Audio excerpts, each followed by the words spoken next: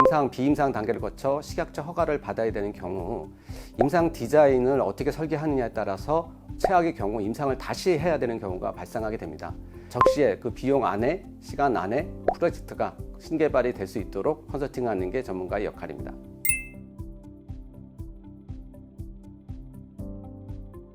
안녕하세요. 저는 20여 년간 글로벌 제약 바이오 의료기기에서 마케팅 및 영업기획을 수행했으며 그러한 그 현장 경험을 바탕으로 현재 그 임상 CRO, 비임상 CRO에서 컨설팅을 수행하고 있는 탤런트뱅크 전문가 양석원입니다.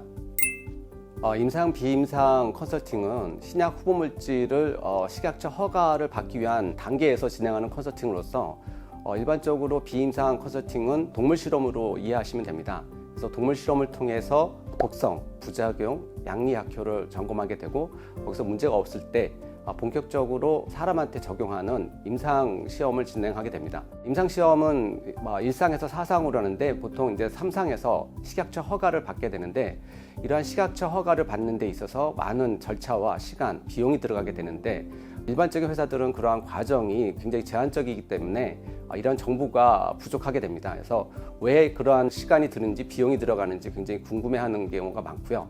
또 하나 그 전 단계에 있어서 이 프로젝트, 이 신약 개발에 있어서의 어떤 타당성, 사업성에 대한 부분도 사전에 점검하게 됩니다. 그러한 과정에 참여하는 게 저의 그 컨설턴트 임무입니다. 기업에 있어서 신제품은 경쟁력이자 기업 가치라고 볼 수 있겠습니다. 보통 임상, 비임상을 실시하는 경우에는 그게 식약처 허가를 받아야 되는 경우가 있고 근거 자료를 만들기 위한 경우가 있습니다. 그래서 신약 의료기기처럼 새로운 적응증을 받기 위한 허가 임상을 하는 경우에 좀 필요할 수 있고 어떤 광고나 홈쇼핑 이런 부분에 거기에는 레퍼런스가 있어야 되거든요. 그런 경우에 근거 자료를 만들기 위해 임상을 실행하는 경우도 있습니다. 기업이 신제품을 개발할 때 많은 비용과 시간이 들어가게 됩니다. 특히 임상, 비임상 단계를 거쳐 식약처 허가를 받아야 되는 경우 임상 디자인을 어떻게 설계하느냐에 따라서 최악의 경우 임상을 다시 해야 되는 경우가 발생하게 됩니다.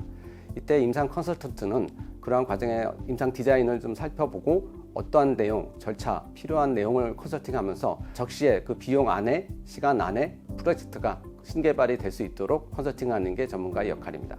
임상 관련해서 B2B 영업 조직을 구축한 프로젝트에 참여한 적이 있었습니다. 이 기업의 경우 AI 기술로 신약 후보물질을 찾아주는 상품을 제공하고 있었는데요. 기존에는 회사의 홍보로서 영업을 했었고 본격적으로 영업 조직을 구축하고 싶다라는 의뢰를 받아서 제가 참여하게 됐습니다. 참여를 통해서 어떤 인재가 필요하고 어떤 시기에 어떤 인원이 적정한지 그런 부분에 컨설팅을 참여해서 영업 조직을 셋업하게 됐습니다. 나이가 50이 넘어가면서 이제 평생 직업을 생각하게 됐고 그런 와중에 이제 경영지도사라는 자격증을 취득하게 됐습니다. 그래서 경영지도사의 주 업무 분야인 컨설팅을 통해서 탤런트뱅크라는 그 플랫폼을 알게 됐고 그 전문가로서 참여함으로써 이제 프로젝트를 수행하게 됐습니다. 탤런트뱅크는 전문가 플랫폼으로서 두 가지 측면에서 장점을 볼 수 있겠습니다. 첫 번째는 기업의 입장인데요. 기업의 경우 전문 분야의 인재를 뽑고 그걸 유지하는 데 많은 비용이 들어가게 됩니다. 근데 탤런트뱅크를 통해서 그러한 전문 인력을 공급받을 수 있고 당면한 문제를 해결할 수 있다는 측면에서 굉장히 가성비가 높다라고 볼 수 있겠습니다. 그 다음에 그 전문가의 입장에 있어서는 자기의 역량을 발휘할 수 있는 그런 플랫폼이 있다는 데서 장점이 있다 하겠습니다. 경력직과 엑스퍼트의 공통점은 아무래도 경험이라고 볼 수 있겠습니다. 하지만 엑스퍼트의 경우에는 체계적인 지식과 경험, 그 업무를 수행했을 때 네트워킹이 있다는 점에서 일반적인 경력직과는 차이가 있고 경쟁력이 있다고 볼 수 있겠습니다.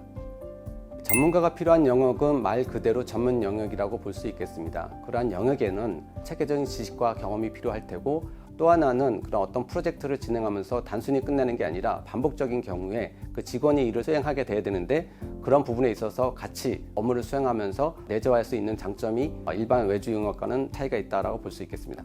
해결되지 않는 문제의 경우에는 여러 가지 이유가 있을 것입니다. 거기에는 자원의 문제, 인력의 문제가 대표적일 텐데요. 특히 이제 인력의 문제의 경우에는 전문가를 통해서 문제를 신속하게 그다음에 좋은 결과물을 이끌어낼 수 있는 장점이 있다 하겠습니다. 또 하나는 내부적인 문제가 있을 경우에 전문가가 그런 것을 객관적으로 해결함으로써 빠른 문제 해결을 도출해낼 수 있다고 생각합니다.